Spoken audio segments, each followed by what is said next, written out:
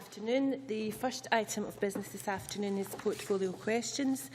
And in order to get as many people in as possible, if questions and answers could be short and succinct, that would be helpful.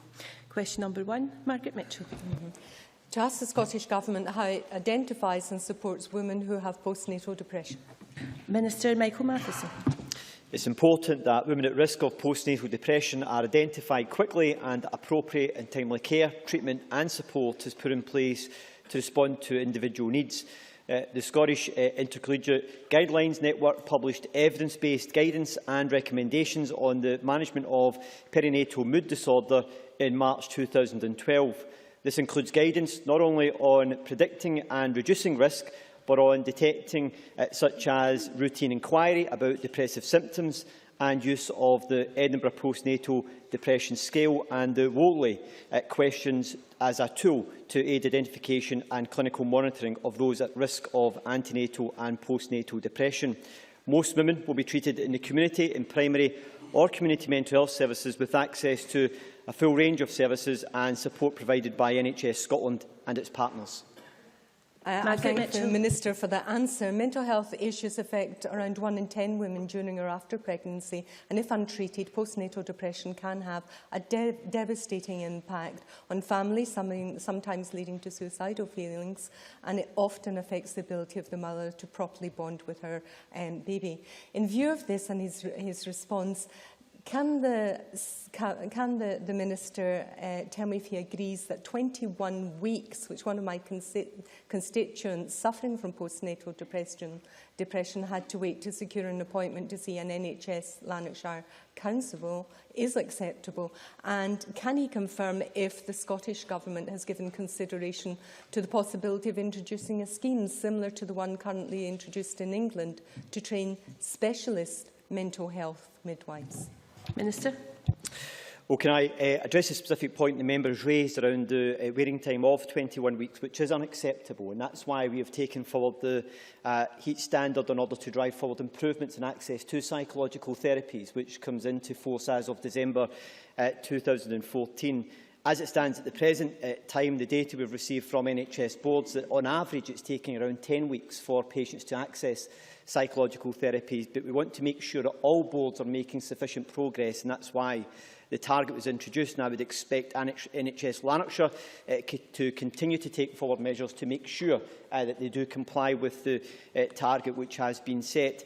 Another important part of the work which has been set out by the SIGN guidelines is making sure that those who are directly involved in the clinical care of women are properly trained and able to provide the right type of support and assistance to individuals who may be at risk of developing postnatal depression, and that includes those who are midwives and other nursing staff as well. But I would expect all boards to continue to make sure that they take forward a range of measures to help to support their staff in being able to adequately identify and, as necessary, refer on patients to get access to appropriate treatment and care. Thank you. Question number 2, Claire Baker. To ask the Scottish Government when it last met the Royal College of Nursing Scotland and what issues were discussed. Cabinet Secretary Alex Neil. Presiding Officer, the Minister for Children and Young People met with the representatives of the RCN on the 28th of November 2013 to discuss the Children and Young People's Bill. Claire Baker. Thank you, Presiding Officer. The RCN published a survey last week that shows that over half of nurses work more than their contracted hours, and 58% say they're under too much pressure, and that then leads to 55% saying they're not able to deliver the level of care that they would like to deliver. This is against a backdrop of a 21% decrease in student nurse numbers since 2009, and while the increase of 100 places for the forthcoming year is welcome, it still represents a decrease of almost 17%.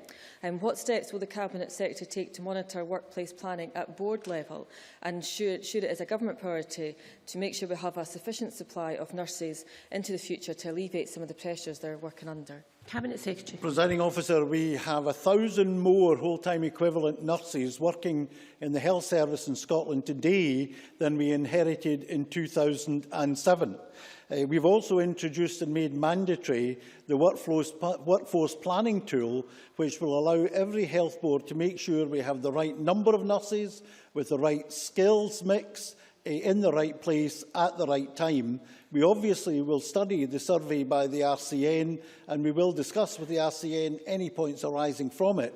But I am satisfied that we are as skilled up as possible and with plans to improve further both the numbers and skilling of nurses to cater for the demands which I recognise are very complex in terms of today's comorbidity and long-term conditions that so many people suffer from. Thank you. Nanette Milne, supplementary. Thank you. Does the Cabinet Secretary agree with the RCN that to accommodate the Scottish Government's own estimate of health visiting hours required to fill one of the aims of the Children and Young People Bill, as well as the Family Nurse Partnership and health visitors currently employed in primary care, that an additional 450 health visitors need to be recruited and trained? Cabinet Secretary. Presiding Officer, as the member knows, we're actually bringing back the traditional health visitor and school nurse, and clearly we're looking at the demands on their services, particularly with the need, very intensive need, to roll out the Family Nurse Partnership, which is very labour intensive throughout the whole of Scotland, but which I believe will produce very substantive gains, not just for the people involved in it, but for society as a whole. As I said, we've already got a tool, a planning tool for the workforce for nursing, and we will be guided by that about exactly the number of nurses, the skill mix we require in any particular function or location at any particular time. Thank you. Question number 3, Maureen Watt. To ask the Scottish Government whether it will provide an update on the state of cleanliness at Aberdeen Maternity Hospital. Cabinet Secretary. Presiding Officer, the standards at Aberdeen Maternity Hospital, first exposed by the Healthcare Environment Inspectorate report published on the 29th of October, were unacceptable. However, I welcome the latest report published by the Inspectorate on the 4th of December, which notes a series of positive quality improvements that will help to enhance patient care at Aberdeen Maternity Hospital. NHS Grampian has responded to the serious issues identified and made tangible progress through the rigorous action plan put in place. Staff should be commended on their work to date and promising areas of progress, and I expect NHS Grampian to continue to ensure quality, safety and cleanliness are key priorities for all its staff. It is encouraging that through strong inspection, followed by swift action, significant progress has been made. We will continue to work closely with NHS Grampian to monitor progress on its improvement plan and the standard of care provided across the board. Maureen Watt. I thank the Cabinet Secretary for his answer, and I am glad that he believes that NHS Grampian are in a position to improve and maintain the high standards that we and people in the North East expect of Aberdeen Maternity Hospital. But my colleagues in the North East and myself met with Richard Carey recently, and he was concerned about some of the equipment used in the hospital, especially the beds. And I wondered if he would work with the Health Board to make sure that the beds in the birthing units are suitable for what they're required to do. Cabinet Secretary. Absolutely, Presiding Officer. I should note that the HEI's latest inspection report published on the 4th of December highlighted improvement in the work carried out to review the types of beds in use, both in terms of function and ease of cleaning. I understand that labour ward beds have mechanical and electrical parts and have to be taken apart to clean adequately. All the labour ward beds have been dismantled and deep cleaned, and results of trials of alternative beds have confirmed that the beds currently in use in Aberdeen Maternity Hospital are the best that are available in terms of cleanability. Many thanks. Question number 4, Christina McKelvey. Thank you very much, President Officer. To ask the Scottish Government how the written constitution outlined in the White Paper on Independence would protect and promote equality. Shona Robison. A written constitution would set out principles and rules that would apply to the institutions of the state and would underpin the relationship between citizens and the state to protect rights and secure fairness and equality. In addition, the Scottish Government intends that an equality provision would be included in the interim constitution that would be put in place at the time of independence. After independence, the Constitutional Convention would consider how to further protect and promote equality.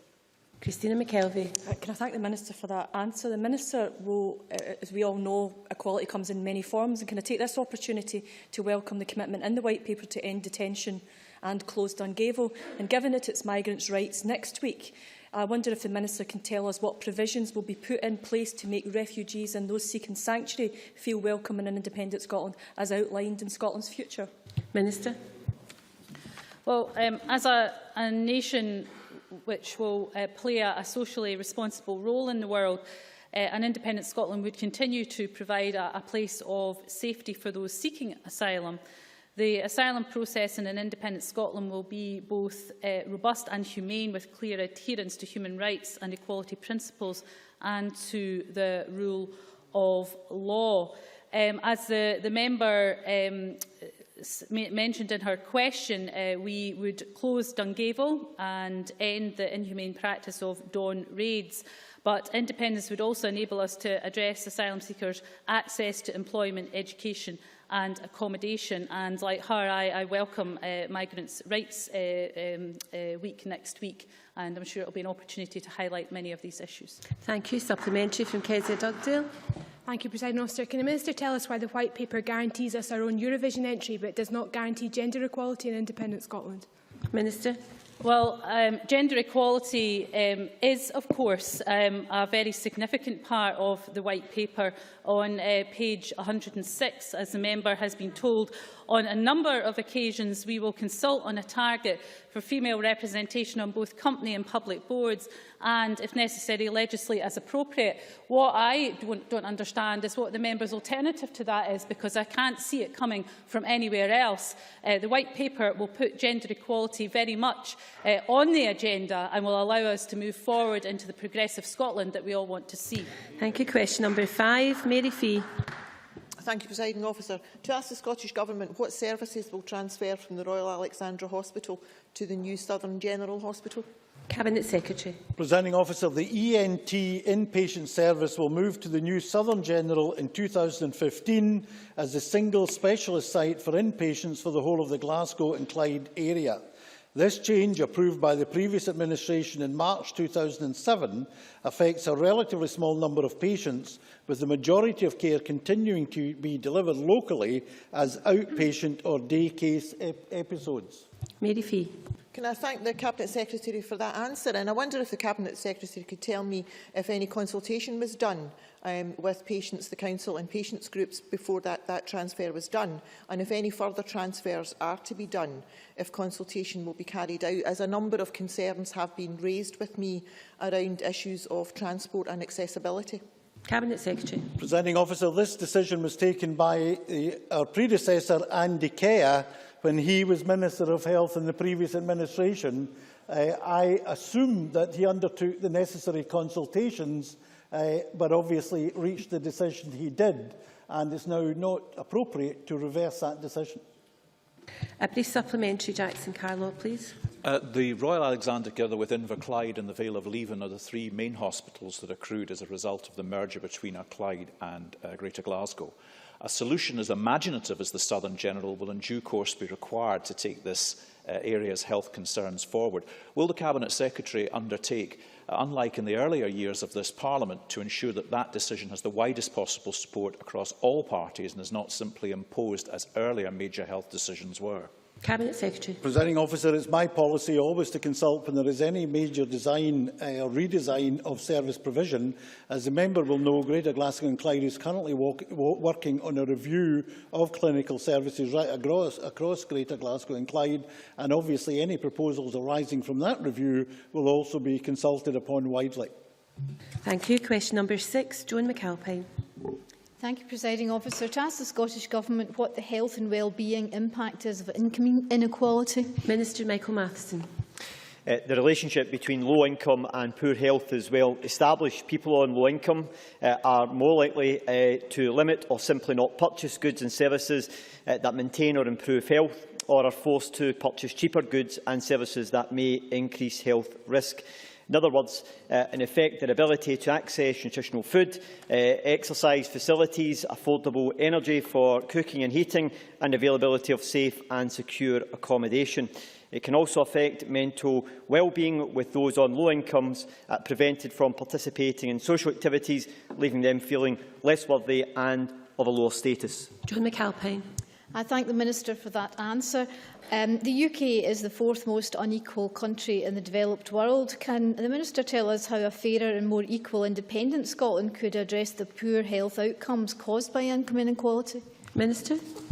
Well, as I mentioned to the member, it's been well established that many of the health inequalities which we experience in our society are not factors which our health service can address in itself, because so many of them are actually led by determinants out with our health services' abilities to control. For example, income, wealth and power are key determinants around health inequalities. If we are to tackle these issues effectively, we need to make sure that we are able to address this type of income inequality that too many of our citizens experience.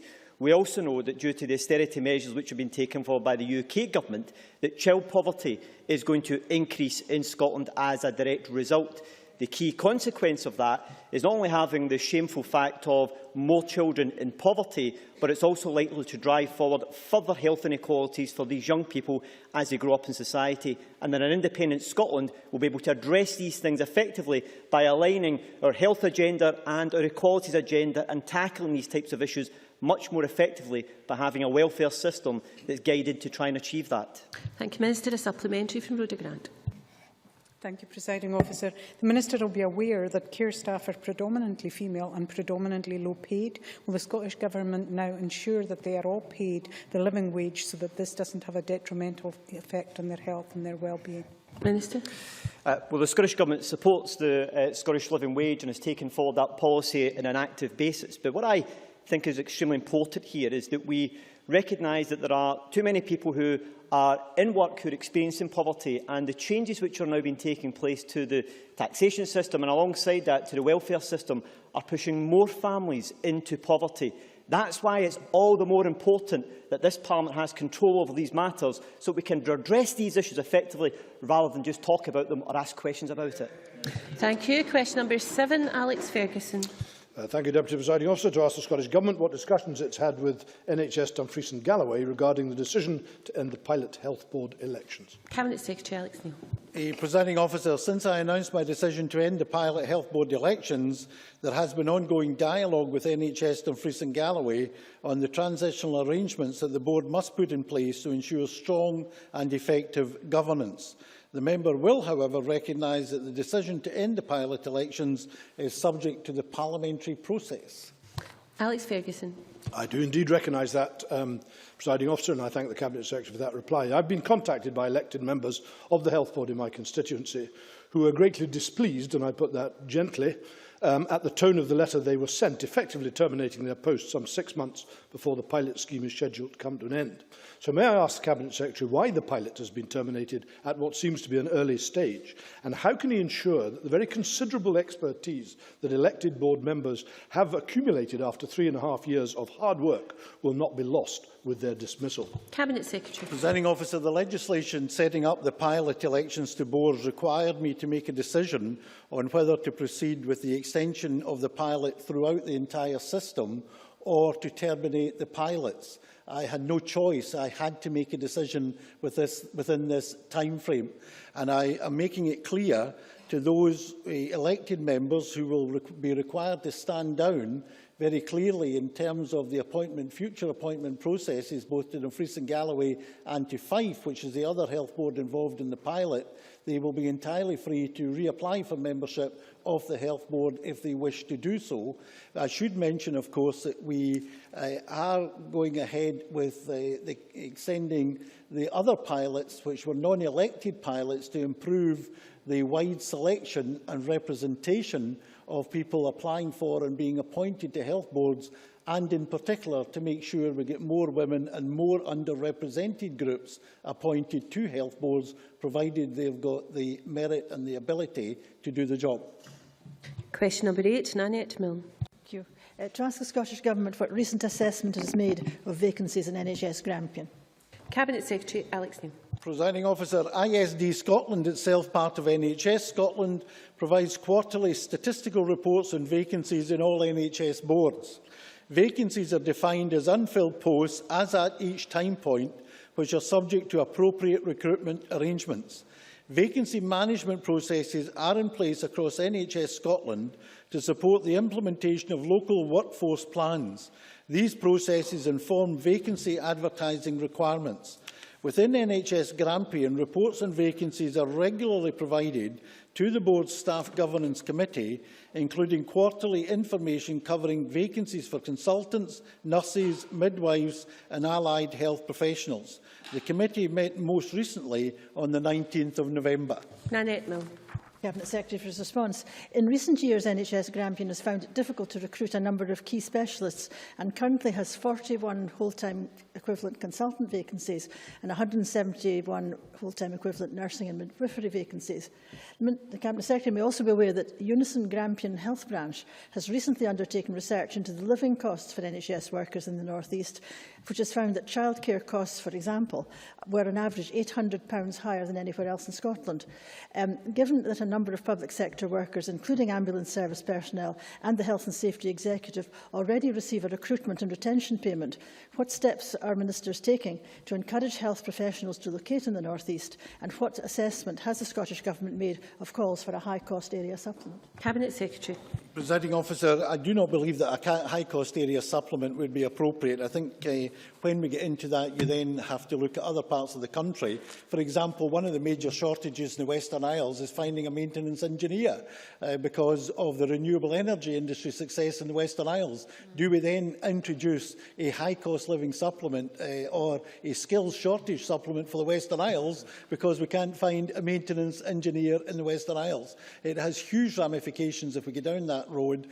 We are adopting a robust approach to filling the vacancies in Grampian and elsewhere, and I have a monthly report reported to me on all vacancies in the National Health Service which have been vacant for more than 3 months. And in cases like that, we work with the boards to make sure that we fill those vacancies. And to date, we have been able to fill the vacancies to date, and I anticipate that continuing. Thank you, Cabinet Secretary. Question number 9, Richard Lyle. Thank you, Presiding Officer. To ask the Scottish Government what steps it is taking to ensure that women with postnatal depression are treated in an appropriate timescale. Minister Michael Matheson. It's important that women experiencing postnatal depression can access appropriate and timely care, treatment and support. The NHS is responsible for providing such care on the basis of a multidisciplinary needs assessment and in line with clinical and other guidelines. The Scottish Intercollegiate Guidelines Network published guidance on the management of perinatal mood disorder in March 2012.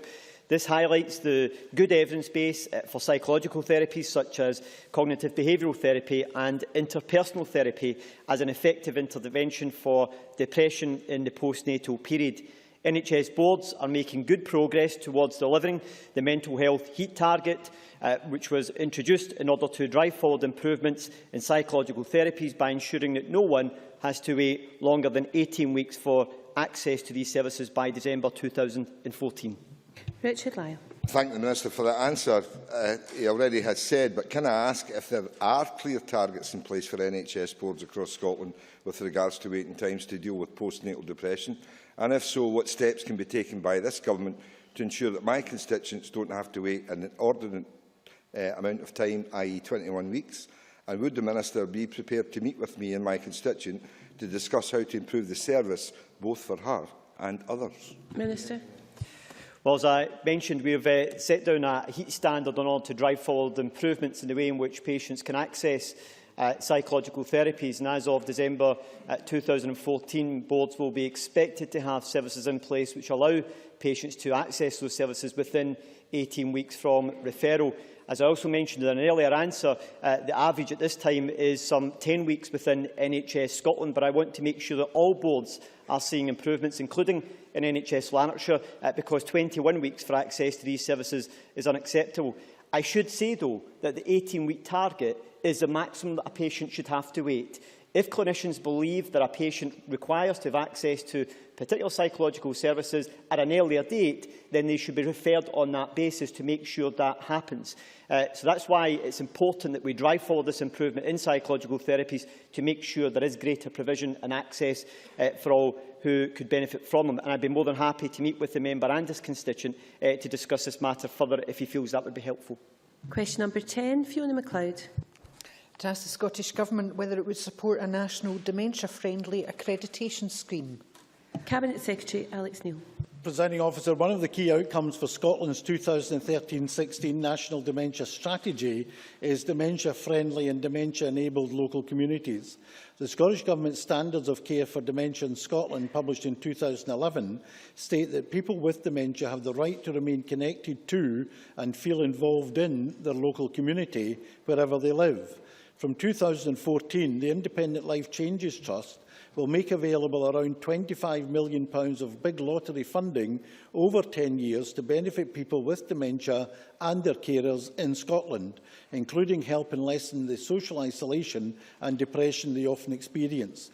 The investment is likely to focus on areas such as developing dementia-friendly communities, and I expect that the Trust will give close consideration to the value of supporting accreditation initiatives as part of this. The Trust's investment will complement our key national activity, such as our continuing focus on timely diagnosis, more integrated community-based care and support, and our world-leading commitment of a year's worth of post-diagnostic support for everyone diagnosed from the 1st of April this year. Thank you. Fiona MacLeod. Thank you, and can I thank the Cabinet Secretary for that comprehensive answer. The £25 million from the Life Changes Trust is, of course, incredibly welcome, and I'm sure the Minister is aware of a lot of good work that's already happening around the country on building dementia-friendly communities, including in my own constituency by East Bartonshire Council. But I just have a great concern that we'll all go off and do our own thing, and I've been looking at the Fair Trade accreditation model and wondered if that was a way that we could look at accrediting dementia-friendly communities. Cabinet Secretary.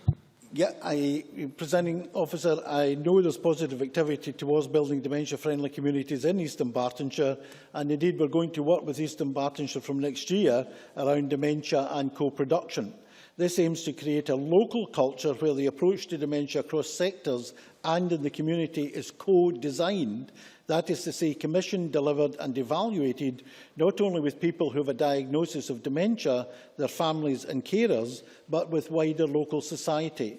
I am aware there will be a range of dementia-friendly and dementia-enabled models, and I look forward with great interest to how this agenda is developed from next year, both locally and nationally through the Life Changes Trust. And I'm happy to pass on the point that Fiona MacLeod made about the fair trade model being a possible example of how this can be done. Thank you. Question number 11, Kezia Dugdale. To ask the Scottish Government whether it advocates dedicated sexual health services for young people. Minister Michael Matheson. The Scottish Government policy states that it is essential that young people have access to sexual health services, advice and information when they require them. This may consist of services that specifically cater for young people or may involve signposting and referral onto generic services with easy access for young people. The decision on what procedures, tests and facilities are available locally are based on local needs assessments and are a decision for NHS boards and local authorities. Thank you. Kezia Dugdale. Can I thank the Minister for that answer? He'll be aware that Caledonian youth no longer are funded by NHS Lothian to provide dedicated sexual health services in the Lothians. I'm really concerned that without that specialist support, young people simply won't access the sexual health services that they need, and we might see some bad results in the STI statistics as a consequence. Will you have a look at this issue and make sure there are the services for young people in the Lothians that we desperately need? Minister. I am aware that Caledonian youth no longer receive funding from NHS Lothian for these specific services. The reason for that, I understand, is because NHS Lothian are providing these services directly themselves rather than through Caledonian youth. It's important, as part of our sexual health and bloodborne viruses framework, that boards continue to take forward a range of measures to make sure that we continue to improve sexual health in Scotland overall and to reduce bloodborne viruses, and we are doing that with the support of some £29 million in this financial year to make sure that boards are taking forward a range of measures.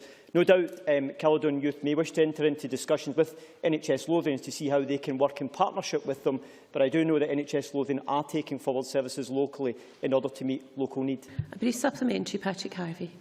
Thank you. This is quite worrying. I know that local needs will vary, but young people's needs are very specific. And I thought we'd got to a point where everybody recognised the real value in having dedicated young people's sexual health services, which should be easier to deliver in cities than in many parts of Scotland. Can the Minister tell us what proportion of young people in Scotland do have access to a local dedicated young people's sexual health service? And if he can't tell us that, will he try and find out the figure and publish it? Minister. I think the member should be aware that there has always been a variety of different services. They have not always been dedicated youth services. In some local areas, they have provided dedicated youth services.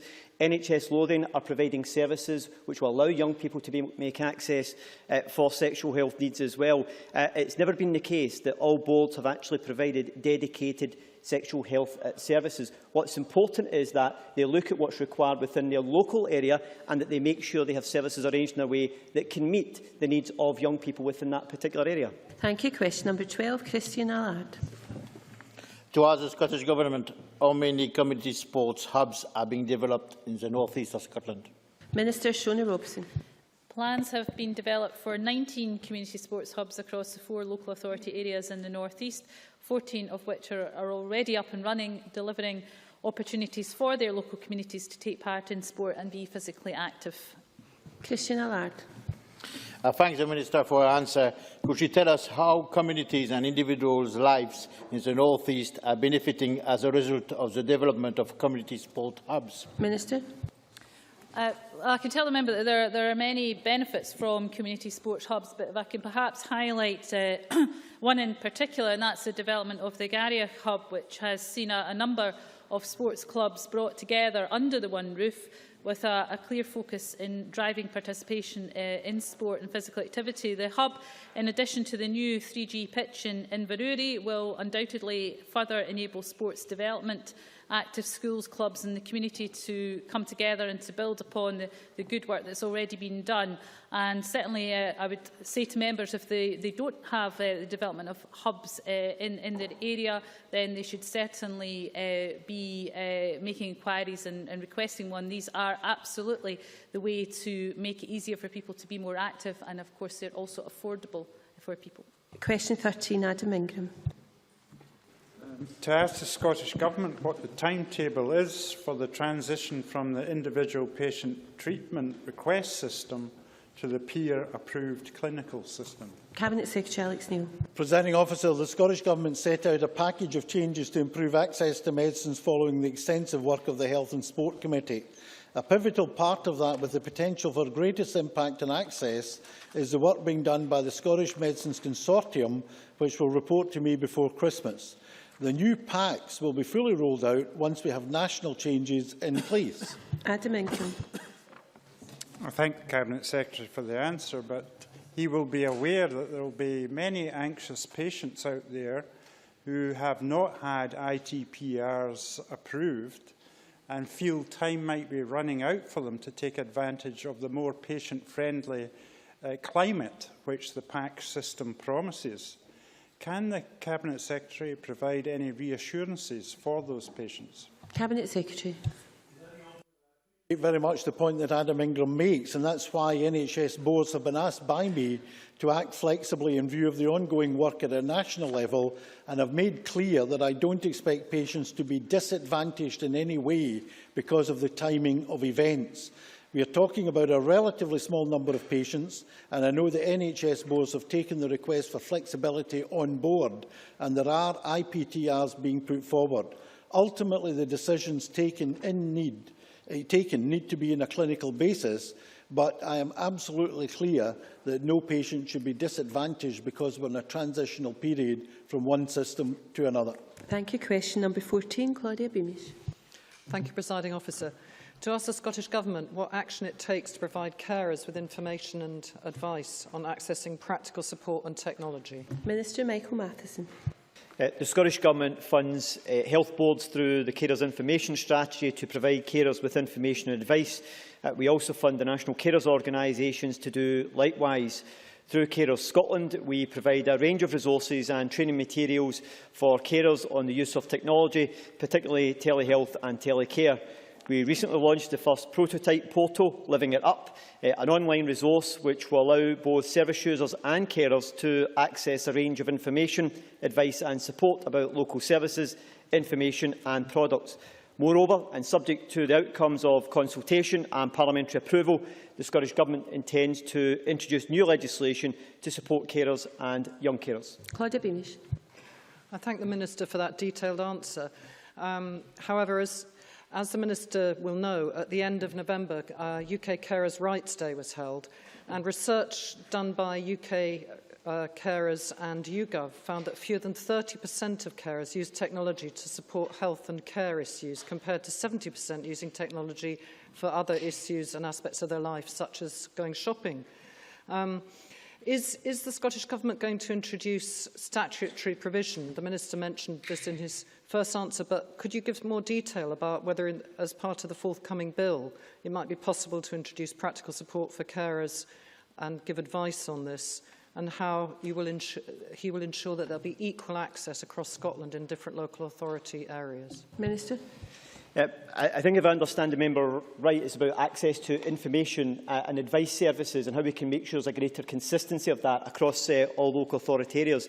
Without wanting to preempt the consultation in this matter, I think one of the things that's very clear to me is that carers often find that they are unaware of what is available or may be available to them. And what I want to do is to see how we can make sure that there is a greater consistency of that. And one of the things that we will consult on is how we can go about achieving that, and whether a legislative provision can assist us in achieving that on a much more consistent basis. So that's one of the issues that we can consider as part of the consultation, and whether legislation is the best way to go about making sure there's a consistency of access to advice and information for carers. Briefly, Fiona MacLeod.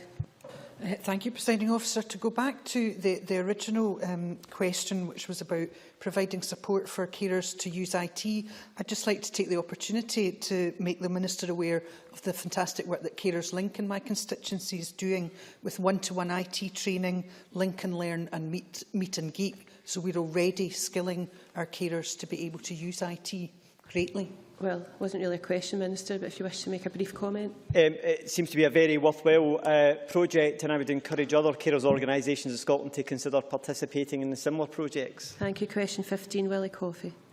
To ask the Scottish Government what assistance it provides to people with myasthenia gravis. Minister Michael Matheson. We want to ensure that people living with neuromuscular conditions such as myasthenia gravis, including their families, have access to the best possible care and support. We are currently supporting the National Neurological Advisory Group in raising the profile of all neurological and neuromuscular conditions within the NHS, the third sector and with the public. The National Neurological Advisory Group aims to drive forward the implementation of the neurological standards. The standards aim to improve the patient journey from the point of referral into the service and ensure that every patient with neurological or neuromuscular conditions experience a quality of care that gives confidence to the patient, clinician and carer. Willie Coffey.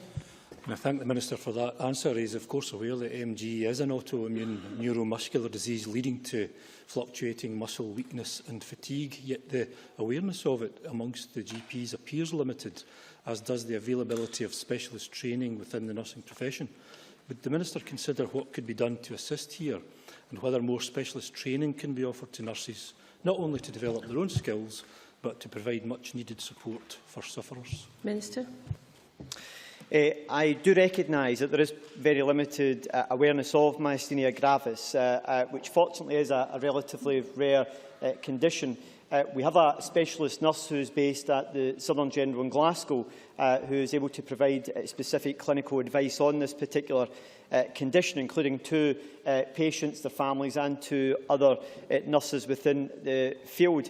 I'm always more than happy to look at what measures can be taken forward to try and help to raise further awareness around these types of issues. The National Neurological Advisory Group have an important role to play in making sure that we do everything possible to make sure that patients who do have neuromuscular conditions such as myasthenia gravis are receiving the best possible care.